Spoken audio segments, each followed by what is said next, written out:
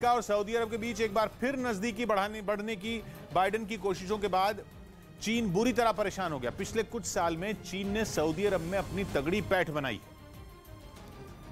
और वो चाहता है कि सऊदी अरब के साथ उसके रिश्ते ऐसे बन जाएं कि अमेरिका खुद ब खुद पश्चिम एशिया से बेदखल हो जाए। लेकिन पिछले हफ्ते अमेरिका के राष्ट्रपति बाइडेन ने सऊदी अरब का दौरा करके चीन को चौंका दिया। बाइडेन अपने रिश्तों में आई खटास को मिटाने के लिए वहां पहुंचे थे। बतौर अमेरिकी राष्ट्रपति अपने पहले दौरे में उन्होंने क्राउन प्रिंस मोहम्मद बिन सलमान से भी मुलाकात की थी। उन्हीं क्राउन प्रिंस से जिनको बाइडेन अपने चुनाव प्रचार के दौरान पानी पी पी कर कोसा करते थे। क्राउन प्रिंस को ही वो सऊदी अरब के पत्रकार जमाल खशोगी की हत्या के लिए जिम्मेदार ठहराते थे। लेकिन अपने सऊदी अरब के दौरे में बाइडेन वो सारी बातें भूल गए।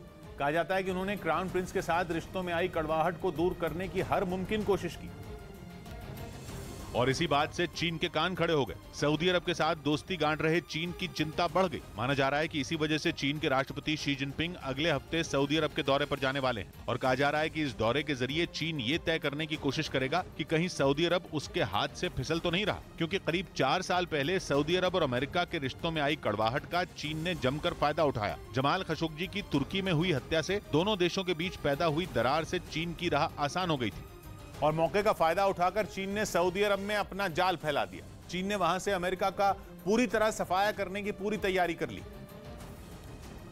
और इसके लिए उसने सऊदी अरब से अपना व्यापार बढ़ाना शुरू कर दिया। इसके साथ ही उसने सऊदी अरब को बड़े पैमाने पर हथियारों की सप्लाई भी शुरू कर दी। इतना ही नहीं, चीन ने तो सऊदी अरब को हथियारबंद ड्रोन भी देने शुरू कर दिए और इसके लिए दोनों देशों के बीच साल 2017 के बाद 2022 में भी एक बड़ी डील हुई। और इस डील के लिए भी खुद अमेरिका ही जिम्मेदार है, क्योंकि अमेरिका ने सऊदी अरब को ड्रोन बेचे नहीं, इसीलिए सऊदी अरब ने चीन से डील कर ली। असल में हथियार सऊदी अरब की इस वक्त की सबसे बड़ी जरूरत है, क्योंकि पड़ोस में उसका दुश्मन ईरान धड़ल्ले से हथियार बनाने में लगा है। बल्कि ईरान पर तो परमाणु हथियार तक बनाने के आरोप लग चुके हैं और माना जा रहा है कि ऐसे में चीन सऊदी अरब की जरूरत पूरी करके उसे अपने पाले में लाने की कोशिश कर रहा है, ताकि तेल के खेल में भी अमेरिका को धूल चटाई जा सके। और ऐसा इसलिए क्योंकि सऊदी अरब दुनिया का सबसे बड़ा तेल उत्पादक देश है और वहां के तेल का सबसे बड़ा खरीदार चीन है। वो अकेला ही सऊदी अरब के कच्चे तेल के एक्सपोर्ट का करीब 1/4 हिस्सा खरीदता है। दूसरी तरफ उसने सऊदी अरब को हथियारों की सप्लाई शुरू कर दी है। अब अगर चीन सऊदी अरब का हथियारों का सबसे बड़ा सप्लायर बन गया तो वो अपने दुश्मन अमेरिका के खिलाफ दबाव भी बना सकता है। अमेरिका से जंग के हालात में तेल की सप्लाई भी रुकवा सकता है। लेकिन बाइडेन के सऊदी अरब के दौरे से उसके इस सपने पर पानी फिरता दिख रहा है, क्योंकि अमेरिका और सऊदी अरब की दोस्ती गहरी हुई तो चीन का पत्ता साफ हो सकता है। बस इसी बात ने शी जिनपिंग की परेशानी बढ़ा दी। इधर सुली डील ऐप मामले में सुप्रीम कोर्ट ने राज्यों से जवाब मांगा। सुप्रीम कोर्ट ने सुली डील्स और बुली बाई ऐप मामले में उत्तर प्रदेश, दिल्ली और महाराष्ट्र सरकार को नोटिस भेजा और 3 हफ्तों में जवाब मांगा। इस मामले में आरोपी ओमकेश्वर ठाकुर ने कोर्ट में ये याचिका दाखिल की थी, जिसमें उसने अपने खिलाफ देश भर में दर्ज एफआईआर को दिल्ली ट्रांसफर करने की मांग की थी। आरोप है कि इन ऐप के जरिए अलग अलग सोशल मीडिया प्लेटफॉर्म से कुछ मुस्लिम समुदाय की महिलाओं की तस्वीरों को चुराकर उनकी बोली लगाई गई। यूपी के बुलंदशहर में सेना की भर्ती के लिए दौड़ लगा रहे एक लड़के को सरकारी बस ने कुचल दिया। महाराष्ट्र के बारामती में एक तेंदुआ दिखने से हड़कंप मच गया, जिसके बाद वन विभाग ने इस तेंदुए की तलाश में कई टीमें बना दी। इधर गुजरात के वलसाड जिले से डरा देने वाला एक वीडियो सामने आया। वहां समंदर के किनारे बसे दांती गांव में हाई टाइड की वजह से समंदर का पानी तेजी से घुसता दिखा, जिसकी वजह से उस गांव में रहने वाले लोग खौफ से भर गए। हाई टाइड की वजह से समंदर में ऊंची ऊंची लहरें उठती दिखी और उफनती लहर के साथ समंदर का पानी तेजी से गांव में घुसता दिखा। जो वीडियो सामने आया उसमें गांव के अंदर समंदर का पानी तेजी से घुसता दिखा। गांव की गलियों में घुटनों तक पानी भर गया। यही नहीं, कई मकानों में भी समंदर का पानी घुस गया। गंभीर हालत होती है, हमारे बच्चे तक इधर उधर करने लगते हैं, घर में पानी घुस जाता है। इस दौरान वहां रहने वाले कुछ लोग अपने मकान से सामान निकालते और सुरक्षित जगह जाते दिखाई दिए। हालांकि समंदर का पानी रोकने के लिए गांव में रेत से भरी बोरियां रखी दिखाई दी। लोगों का कहना है कि अगर जल्द ही कुछ नहीं किया गया तो गाँव समंदर में समा जाएगा। पूरा गाँव दरिया में गड़का हो जाएगा और आगे की परिस्थिति में ये गांव का नामो निशान मिट जाएगा। सिर्फ दांती गांव ही नहीं बल्कि आसपास मौजूद कई गांव पर भी डूबने का खतरा मंडरा रहा है। ब्रेकिंग न्यूज आ रही है। यूक्रेन के राष्ट्रपति व्लादिमीर जेलेंस्की ने बहुत बड़ा ऐलान किया। ऐलान यह है कि यूक्रेन रूस से सिर्फ ये जंग ही नहीं लड़ेगा, बल्कि वो रूस से 8 साल पुरानी अपनी हार का बदला भी लेकर रहेगा। ये बदला क्राइमिया का है, वो क्राइमिया जिस पर रूस ने 2014 में हमला करके कब्जा कर लिया था। जेलेंस्की ने ऐलान किया कि यूक्रेन का युद्ध रूस से क्राइमिया जीतने के बाद ही खत्म होगा। 3 दिन पहले ही क्राइमिया में रूस के मिलिट्री एयरबेस पर जोरदार धमाके हुए थे। हालांकि यूक्रेन उन हमलों की जिम्मेदारी नहीं ले रहा, लेकिन उन हमलों के बाद ज़ेलेंस्की के इस बयान के काफी मतलब निकाले जा रहे हैं। यानी यूक्रेन का महायुद्ध अब और बड़ा हो सकता है। ज़ेलेंस्की का प्लान बहुत आगे का दिख रहा है। अपनी ही जमीन पर रूस से बार बार मुंह की खाने के बावजूद यूक्रेन के राष्ट्रपति के तेवर बेहद तीखे हैं। भले ही पूर्व और दक्षिण में रूस ने यूक्रेन की सेना को पस्त किया हुआ है, लेकिन ज़ेलेंस्की का हौसला टूटा नहीं है और उन्होंने क्राइमिया में रूस को करारा जवाब देने के लिए हुंकार भर दी और बिल्कुल साफ कर दिया कि वो देश का 8 साल पुराना अपमान, उसका धोखा भूले नहीं है। ज़ेलेंस्की ने एक भाषण में कहा, रूस की ये लड़ाई क्राइमिया से शुरू हुई और ये खत्म भी क्राइमिया से ही होगी, क्राइमिया की आजादी से। मैं जानता हूं कि हम यूक्रेन के क्राइमिया में लौटेंगे। ज़ेलेंस्की ने कहा कि यूक्रेन की जीत सिर्फ तभी नहीं होगी जब 24 फरवरी के बाद रूस की सेना के कब्जा किए इलाकों से उसे खदेड़ दिया जाएगा, बल्कि यूक्रेन की जीत तो तब होगी जब क्राइमिया से रूस की सेना और उसके नागरिकों को बेदखल कर दिया जाएगा। इतना ही नहीं, आत्मविश्वास से भरे ज़ेलेंस्की ने भविष्यवाणी भी कर दी कि यूक्रेन को जीत तो मिलकर ही रहेगी। मतलब ज़ेलेंस्की ने जता दिया कि वो क्राइमिया से कम पर कतई नहीं मानने वाला। उनके इस आक्रामक रवैये ने अमेरिका से लेकर पूरे यूरोप को टेंशन दे दी है, क्योंकि रूस और यूक्रेन की जंग रुकवाने की कोशिश चल रही है। लेकिन अगर युद्ध क्राइमिया तक पहुंचा तो फिर जंग कब, कहां और किस तरह थमेगी, इस बात के ख्याल ने पूरी दुनिया को डरा दिया। क्योंकि इससे पहले खुद ज़ेलेंस्की ही रूस से सीज फायर के लिए कुछ बेहद अहम मुद्दों पर समझौता करने के लिए तैयार थे, यहां तक कि अपनी जमीन छोड़ने को भी राजी थे। लेकिन अचानक उन्होंने ऐसा यू टर्न लिया कि दुनिया को हक्का बक्का कर दिया। क्राइमिया यूक्रेन के दक्षिण में मौजूद वो प्रायद्वीप है जिस पर रूस ने 2014 में हमला किया था और फिर वहां रेफरेंडम कराकर उसे अपना हिस्सा भी घोषित कर दिया था। तब से 8 साल बीत गए, लेकिन यूक्रेन ने कभी रूस से क्राइमिया वापस पाने के लिए आग से खेलने की कोशिश नहीं की।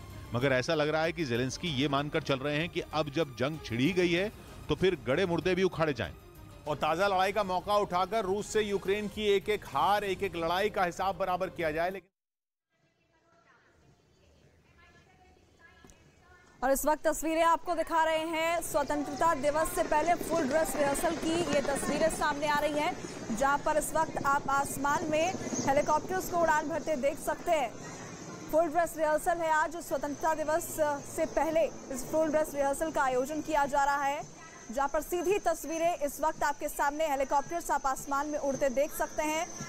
गर्जना करते हुए उड़ते हुए हेलीकॉप्टर्स की तस्वीर आपको दिखा रहे हैं और साथ ही बैंड की तस्वीरें भी सामने आ चुकी हैं। जिस तरीके से स्वतंत्रता दिवस की तैयारी इतने दिनों से चल रही थी, उसको लेकर आज फुल ड्रेस रिहर्सल किया जा रहा है और उसी तैयारी की तस्वीर, ड्रेस रिहर्सल की तस्वीर इस वक्त आप अपने टेलीविजन स्क्रीन पर देख पा रहे हैं। अलग अलग बैंड्स की धुन आप सुन पा रहे हैं।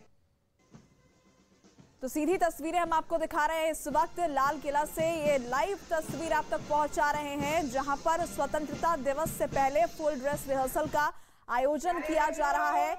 आजादी का अमृत महोत्सव देश मना रहा है और इस वक्त ये सीधी तस्वीरें फुल ड्रेस रिहर्सल की है, जहां पर आखिरी आयोजन जो 15 अगस्त को होगा, उससे पहले उसकी तैयारी किस तरीके से होती है उसको लेकर ये आखिरी आज तैयारी की जा रही है। एक रिहर्सल किया जा रहा है जो 15 अगस्त के दिन जिस तरीके से कार्यक्रम का आयोजन होगा, उससे पहले एक रिहर्सल की जाती है और आज इसका फाइनल रिहर्सल है और उसकी तस्वीरें हम आप तक पहुंचा रहे हैं। लाल किले से ये सीधी तस्वीर आप देख पा रहे हैं, जहां पर देश आजादी का अमृत महोत्सव इस साल मना रहा है। 75 साल आजादी के पूरे हो चुके हैं और ऐसे में हर घर तिरंगा अभियान भी चल रहा है। लेकिन इस वक्त जो तस्वीरें हम आपको दिखा रहे हैं, तिरंगे की लहराती हुई तस्वीर आप देख सकते हैं। लाल किले पर तिरंगा किस तरह से लहरा रहा है और साथ ही साथ वहां पर तैयारियां भी चल रही हैं जो कि अपने अंतिम चरण में है। विश्व में सर्वश्रेष्ठ है। तो देखिए, लाल किले से सीधी तस्वीरें इस वक्त आप देख सकते हैं। ये अंतिम तैयारी 15 अगस्त के जश्न से पहले ये वो तमाम तैयारियां जिस तरीके से उस दिन कार्यक्रम का आयोजन होगा उसको लेकर फुल ड्रेस रिहर्सल की जा रही है और जश्न आजादी जिस तरीके से देश में मनाई जा रही है उसकी शुरुआत पहले ही हो चुकी है। लेकिन इस वक्त तस्वीरें जो आप देख रहे हैं वो लाल किले से सीधी तस्वीरें आप तक हम पहुंचा रहे हैं, जहां पर फुल ड्रेस रिहर्सल का आयोजन किया जा रहा है। स्वतंत्रता दिवस का जो कार्यक्रम होगा, जो जश्न होगा, उससे पहले ये रिहर्सल की जा रही है, जिसमें आप बैंड्स को भी देख सकते हैं। साथ ही जिस तरीके से किस तरीके से उस दिन जश्न को मनाया जाएगा, उसको लेकर पूरी तैयारियों का जायजा भी लिया जा रहा है। हेलीकॉप्टर्स भी आप देख सकते हैं आसमान में उड़ान भरते हुए। 15 अगस्त का जो जश्न होगा वो बेहद खास होगा और उससे पहले ही अंतिम चरण में उसकी तैयारियां किस तरीके से पहुंच चुकी हैं, उनकी तस्दीक ये तस्वीरें कर रही है। जश्न आजादी का मौका है और देश आजादी का अमृत महोत्सव मना रहा है। इस बीच अंतिम चरण में जो तैयारियां हैं स्वतंत्रता दिवस की समारोह की, उसकी तस्वीरें आप देख रहे हैं। फुल ड्रेस रिहर्सल का आयोजन लाल किले में किया जा रहा है क्योंकि लाल किले के परिसर में 15 अगस्त के दिन कार्यक्रम का आयोजन होगा जो बेहद भव्य होगा और उसे लेकर ही ये आखिरी चरण की तैयारियों की तस्वीर आप देख रहे हैं। जिस तरीके से 15 अगस्त को स्वतंत्रता दिवस का कार्यक्रम किया जाएगा, बिल्कुल उसी तरीके से आज रिहर्सल में भी तमाम कार्यक्रम का आयोजन होता है।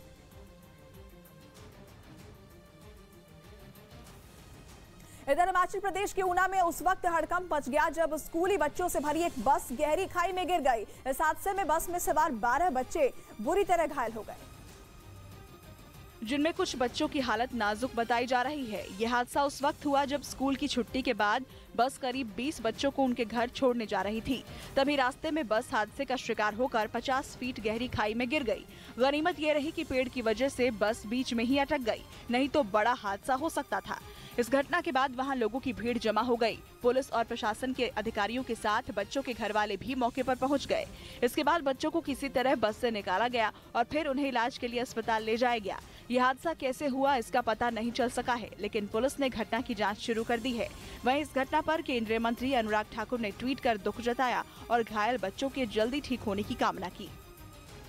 इस बीच Xiaomi कंपनी ने अपने कार्यक्रम में अचानक अपना पहला फुल साइज ह्यूमनॉइड रोबोट पेश करके पूरी दुनिया को चौंका दिया। इस रोबोट को साइबर 1 का नाम दिया गया है और उसकी सामने आई तस्वीरों में बिल्कुल इंसान की कद काठी वाला 5 फीट 10 इंच हाइट और 52 किलो का वो साइबर 1 रोबोट किसी इंसान की ही तरह आराम से सड़क पर चलता दिखा। आंधी आई, फिर तेज बारिश भी हुई, लेकिन रोबोट एक पल के लिए नहीं रुका, अपनी मंजिल की ओर बढ़ता रहा। लेकिन उस दौरान आसपास के माहौल और पर्यावरण ने बार बार उसका ध्यान खींचा। प्रकृति की जिन जिन चीजों को उसने देखा वो उन्हें तुरंत समझ गया, बिल्कुल किसी इंसान की तरह। सड़क पर मौजूद एक लाल फूल पर तो उसका दिल कुछ ऐसा आया कि उसने उसे हाथ में ही ले लिया। कहने का मतलब ये कि Xiaomi साइबर 1 है तो एक रोबोट, लेकिन उसकी सोच, समझ और भावनाएं एक इंसान की तरह हैं। वो आर्टिफिशियल इंटेलिजेंस से भी लैस है और इंसान के जज्बात भी उसके अंदर हैं। बताया गया कि Xiaomi का ह्यूमनॉइड रोबोट 3D में देखता है, इसलिए वीडियो में सड़क पर चलते हुए छोटी छोटी चींटियों का झुंड भी उसे अपने पैरों के नीचे नजर आया और उसने तुरंत अपने कदम उठा लिए ताकि चींटियों को कोई नुकसान न हो। इधर प्रधानमंत्री ने राजू श्रीवास्तव का हाल जाना। प्रधानमंत्री मोदी ने दिल्ली के एम्स अस्पताल में भर्ती राजू श्रीवास्तव के परिवार को फोन किया और उनका हाल जाना। राजू श्रीवास्तव के परिवार ने बताया कि उनकी तबीयत में पहले से थोड़ा सुधार है। दिल्ली के वजीराबाद इलाके में 10 से ज्यादा बदमाशों पर बाइकों में तोड़फोड़ और कुछ लोगों से मारपीट करने का आरोप लगा। आरोप है कि यूपी के पीलीभीत में एक लड़के ने 40 रुपए नहीं देने पर अपने पिता की हत्या कर दी। इसके बाद पुलिस ने आरोपी को पकड़ लिया। इधर मध्य प्रदेश के टीकमगढ़ से हैरान कर देने वाला एक वीडियो सामने आया जिसमें बीच सड़क पर दो पक्षों के लोग आपस में भिड़ गए। बताया गया कि सड़क के किनारे दुकान लगाने पर दोनों पक्षों के बीच विवाद हुआ था और फिर बात इतनी बिगड़ गई कि दोनों पक्षों के लोग आपस में उलझ गए। इस घटना का जो वीडियो सामने आया उसमें बीच सड़क पर दो लोग एक आदमी के साथ मारपीट करते दिखे। दोनों लोग उस आदमी पर ताबड़तोड़ लात और घूंसे बरसाते नजर आए। जान बचाने के लिए उस आदमी ने भी उन लोगों पर पलटवार किया, जिसके बाद उन दोनों का गुस्सा 7वें आसमान पर पहुंचा। दोनों उसे बुरी तरह पीटने लगे।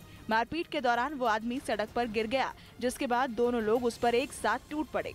सड़क पर हो रही मारपीट की वजह से वहां लोगों की भीड़ जमा हो गई। कुछ लोगों ने उन्हें रोकने की कोशिश भी की, लेकिन वो नहीं माने। हालांकि बाद में किसी तरह से लोगों ने मामले को शांत कराया। वहीं पुलिस ने केस दर्ज कर मामले की जांच शुरू कर दी है। फास्ट फूड रेस्टोरेंट चेन चलाने वाली अमेरिका के मैकडॉनल्ड्स ने यूक्रेन की राजधानी कीव में अपने रेस्टोरेंट को दोबारा खोलने की तैयारी कर ली है। रूस और यूक्रेन में 6 महीने से जंग जारी है, लेकिन कीव और उसके पश्चिमी हिस्सों में रूस अब उतने जोरदार हमले नहीं कर रहा है जैसे वो पहले कर रहा था।